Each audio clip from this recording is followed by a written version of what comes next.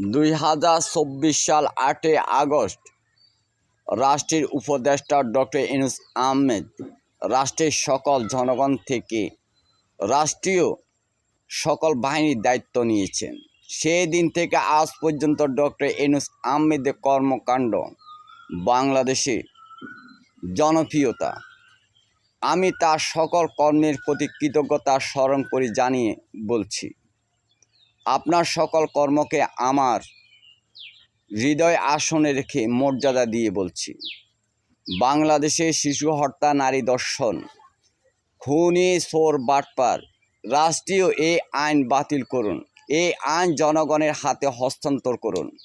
রাষ্ট্রীয়ভাবে ঘোষণা করেন শিশু হত্যা, নারী ধর্ষণকারী, চোর, খুনি, বাটপার এই আইন রাষ্ট্রের কোনো দায়িত্বশীল না, এটা জনগণের দায়িত্বশীল নিয়ে জনগণের তার বিচার করবে। যে অপরাধকারী তাকে জনগণ মারবে। এখানে রাষ্ট্রীয় আইন বা রাষ্ট্রীয় সরকার কোনো বাহিনীর দায়িত্বশীল না। আমি বাংলাদেশে 18 কোটি মানুষের কাছে বলতেছি, আমার এই বক্তব্য যদি ভালো লেগে থাকে তাহলে মন্তব্য অবশ্য জানাবেন।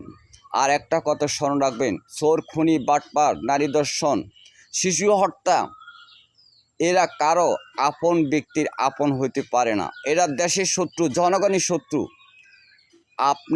আমি যদি সবাই ঘরে হাত পা গুছিয়ে বসে থাকি তাহলে আমাদের জন্য এরা কাল হয়ে দাঁড়িয়ে থাকবে। এরা যেখানে থাকুক, যার যার অবস্থান থেকে প্রতিবাদ নিয়ে স্লোগানের রাজপথে আসুন।